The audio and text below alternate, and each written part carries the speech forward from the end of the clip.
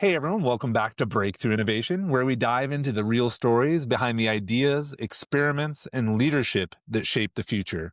Today's guest brings a rare blend of creative leadership, technical acumen, and global business transformation. Lara Bowen is the Chief Innovation and Transformation Officer at Univet Optical Technologies, where she's leading AI strategy and digital transformation for one of Italy's leading technology companies. Throughout her career, Lara has driven innovation at the intersection of art, science, and commerce, building multidisciplinary teams, launching creative technology ventures like Disguise Labs, and leading complex digital global operations for companies such as WPP, Disguise, and Coco. She's worked across industries as diverse as optical manufacturing, AI, metaverse, virtual production, publishing, and global marketing, always with a focus on how emerging technologies can enable new business models and better human experiences. Lara, welcome to Breakthrough Innovation. Thanks so much, JL. Nice to see you. Nice to see you, Preston. It's been many years Yeah, of collaboration and working together off and on. Absolutely. I've Absolutely. been looking forward to this one. Right. And I think it's going to be a lot of fun because, Laura, I think you have such a great sense of style and art and such an eye for it that I think that's going to bring a unique perspective to innovation, which I think leads into our first question, which is, given that you often talk about how we bridge art, science, commerce, and technology, why is that mix so powerful when it comes to innovation? It's a really interesting first question because I think innovation really comes from deeply from creativity. Creativity is about thinking in different ways. It's about framing your mindset in a completely out of your normal kind of regular pattern and giving yourself permission to kind of think differently, because it's often those moments when you relaxed, when you're in a different context, when you are going for a walk in the shower. Those are the moments when you often have those big, deep thoughts, right? Yeah, the And being creative, truly creative, when you give yourself permission to think differently, not in a linear way, that's when big ideas come. That's when innovation kind of the genesis of innovation. And I think artists are true artists, fine arts, sculptors, painters, people, installation artists, they are exploring ideas, kind of pushing the limits of outside of our normal realms. So I think artists often, they are kind of operating and practicing in a very different realm. And when you combine that with business strategy or any kind of strategy where you have a purpose or a goal that you're working towards, and you draw on that kind of different way of thinking and exploration, and you combine it with strategic frameworks and then subject matter expertise, you can shape ideas and solutions in very unique ways. love it. I think that whole idea of the artistic mindset that I like to call it the dreamer that sits in the back of your head that just comes up with all the great ideas and makes those unexpected connections. I think when I'm looking at this question, I'm thinking about like some of our work with you. I think a lot of times, and this is kind of what you're hitting on, it's the combination of roles. When you're working on something innovative, you do need that dreamer in the room, but you also need that maybe more science minded person who can provide a little bit more of the constraint view, and maybe that technology person who can provide a little bit more of that feasibility. They all have to have that creative mindset, but I do think you need that mix. You do need the mix. And, I have to clarify to say I haven't brought practicing artists into my commercial work. But when I think back to the beginning of my career, where I ran a multidisciplinary, nationally funded arts organization, like many, many years ago, where we were where I was presenting art or creating a platform for artists who were in the 90s experimenting with digital, using technology to kind of tell stories and have ideas. And, some fascinating artists working with, the beginnings of the internet, the beginnings of technology to kind of do for storytelling. That's how my career began. And then all through the thread of the work that I've done, creativity, storytelling, and kind of business purpose has been the three threads that have kind of woven together through all the work that I've done. Sometimes it's been very much, literally storytelling, filmmaking, using new technology, virtual production at Disguise, for example, literally for storytelling, or in a business context like working at Ogilvy, WPP, Saatchi and Saatchi, where you are using the art of storytelling, technology, and kind of business strategy to solve a problem. So you're weaving together creativity, technology, engineering, science, and human psychology, a lot of things Absolutely. to problem solve. And I think, real innovation absolutely in a commercial context needs the combination of all those different skills. It's that cross-functional thinking where creativity is respected and upheld at the core and supported by different subject matter expertise to kind of genuinely problem solve. I think that's where you get really rich, interesting, delightful solutions, because you want to delight your customers. You want to Yeah. delight, whatever the problem is you're solving, adding delight into the mix is what gets us to kind of really different and unique solutions. So you started off this response by saying, yeah, you don't work with all those creative folks or the art folks, but I know I first met you when you were working with WPP and Ogilvy, and Mm-hmm. you were around art creative folks all the time. They were so much a part of the business, Mm-hmm. and then you just described all of those different skill sets. I think for me, when I think about diversity of thought, I mean, you take an art director from an agency world, from marketing world, and Mm-hmm. if you sit them next to an accountant, those people can barely talk to each other. Like their realities are so different. And to me, that's when you get some of the coolest experiences in workshops or in collaboration settings. It's because they have to figure out even how to talk to each other, and they're seeing the world in such a different way. That's true. And I think when you bring, for example, a creative mindset, a creative, and you're talking a commercial creative as opposed to a fine arts practitioner, but Sure. which on the spectrum there, so if A you're little different. bringing with someone that's got a kind of a financial commercial lens and someone that has a storytelling art director kind of lens, and you blend them in a workshop, one will be holding the group to account on, is this idea viable, financially realistic? Will it commercially achieve what we need it to achieve? And that is a perfectly good constraint to sit alongside someone that is, wants to project on the moon or has an idea that's like, we can solve this problem by, I don't know, having a flotilla up the Thames River.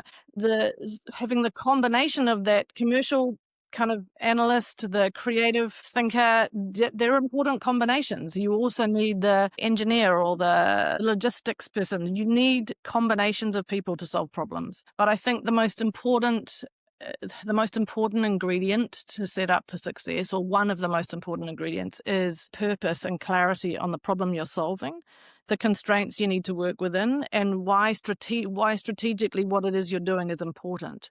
If you have that strategic point of view and that it's very clear to everybody in the room or what it is we're trying to solve and why, and how we'll measure the success of it or the fail criteria, which JL, a term that I learned from you. What is our criteria to know that this is not working? Right. The idea is not the right idea. Or to know that the idea, as we bring it into practice and start experimenting, as we prototype, as we kind of put it in front of our intended audience, what are the early signals we'll get to know that it's not working, to know that we Yeah. need to pivot and change.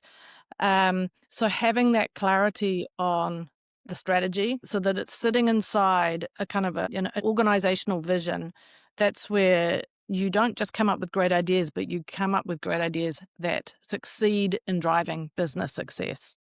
I mean, when you say it that way, it sounds simple. I'm sure it's not easy. I know it's not easy, but I'm curious from your perspective, what are the big blockers that get in the way of that level of clarity that kind of prevent you from getting to a point where you're even ready for that cross-functional team? So interestingly, at Univet where I'm currently based, and we have spent a good kind of 8 months as an executive team taking the time to really define what does the next 5 years look like for us. Where are we now? Where do we need to be? And strategically, what is the most important areas of focus that we need to work on as an organization to drive us through to the next chapter? Now, that strategy is not just about products we're designing and making or markets we want to reach or commercial targets we want to hit. Of course, it is all of those things as well, but it's also What is the culture that we need in our organization in order to enable success? What are the ways of working? What's the organizational structure that we need? And what is the kind of cultural values and behaviors that we need as an organization in order to enable innovation, success at pace, and to help the entire organization move in a way that creates success and drives innovation. And some of the ingredients of those things include rethinking or reimagining a lot of tradition, which is challenging, right? So when you are operating in a culture where the tradition is very hierarchical, not in an organization, but in a nation, in a country, you have to think about how do you help an organization and the people within it recognize that hierarchy has a really important place in terms of organizational structure, but it can be a major impediment in decision making and in progress and in empowerment. So it's not just the focus on the strategy and how we'll get there. The focus on culture or our cultural strategy is equally important. How do you flip from top-down decision-making to bottom-up servant leadership? How do you help the people in the organization be the architects of the solutions where the leadership supports, challenges, and kind of critiques, peer reviews the thinking, so that those people that are that are doing this thinking, this innovation, feel entirely empowered after architecting a solution to then drive it and make it happen and bring it to life. Because they're not waiting for permission, they're not waiting to be told this is what you need to do this month. They know what they need to do. They have helped design the solution and they feel trusted to take that big idea and drive it forward. So the ingredients, I would say, for kind of successful innovation and for bringing these cross-functional teams together, there's a whole lot of work to do alongside or ahead of that, which is ensure the strategic vision of the organization is clear so that whatever you're doing is laddering up to that kind of North Star, that culturally the organization is prepared and set to empower people, A, to work cross-functionally and out of silos, and B, to be empowered to think and act, and that the senior leadership understands their role to kind of what does it mean for them to play an empowerment role and to not be a blocker, but to be to kind of create permission. I love that. I think that so much of what you just described to me talks about empowerment and just the importance of empowerment and letting people be creative. It's not so much that you have to force them to be creative, but you have to get out of the way. I think one thing that the JL often describes or talks about is the fact that like 97% of kindergartners of like 5-year-olds are creative geniuses, and by the time you graduate secondary school, it's down to 3%. And so it's almost like we have to allow people to bring their creative self because we've been squishing it down for so long. Squishing it down and then saying that these people are creative and these people are not. Right. And I would say, to your point, JL, there is creativity in all of us. I don't want to get into what do we mean by creativity, but thinking creatively, having ideas, drawing pictures, not drawing pictures to say, look, I'm a brilliant drawer, but like designing solutions. I notice in organizations and I have had a very diverse career, but every sector that I've operated in, we kind of like label people with very clear roles, and this person is told they're not that's that person's job, not your job. I'm in a box. Yeah. And whilst it's really important to have subject matter expertise, it's critical. We need depth of knowledge in key departments, key divisions. But that shouldn't be a barrier to other people stepping into those spaces because they might see something from a different perspective, have a brilliant idea that needs to be explored. So what I love about functional working, running sprints, running workshops is leveling the playing field. So, starting a 2-day sprint or a 5-day sprint with the very clear concept that this is something we're going to code a solution or to a problem. We're going to co-design. Everybody's contribution has equal value, and we're going to go through a series of exercises where we will work by ourselves and then as a group and go in and out of those states so that everybody has space to think in isolation and represent their ideas to the group and then collaborate as a group to kind of take those ideas and build them up.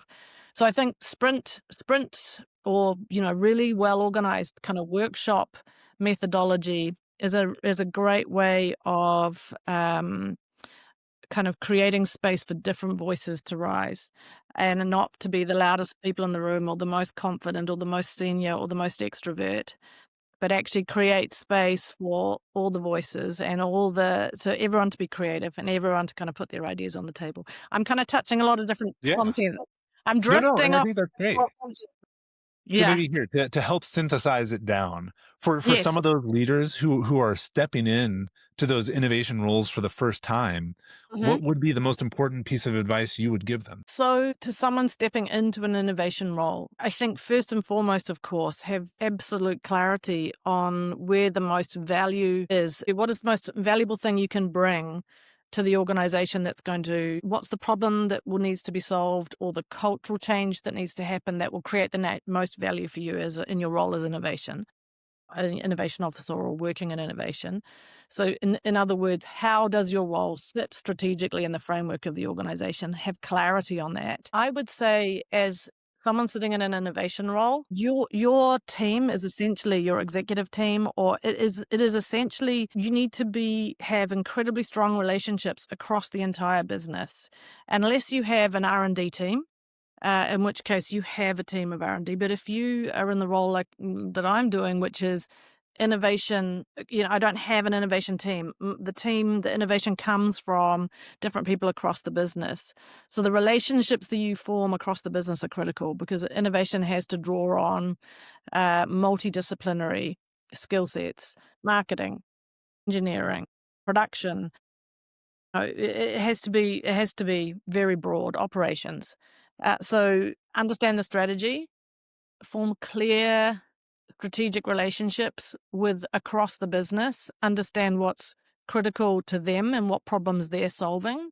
So you're clear on how the work that you will do will support and uplift the work that's going on across the rest of the business, and how you can draw the best people of those different teams into your world, into your work, to kind of create those cross-functional kind of groups to problem solve. I think the other most critical thing is the space to do the work.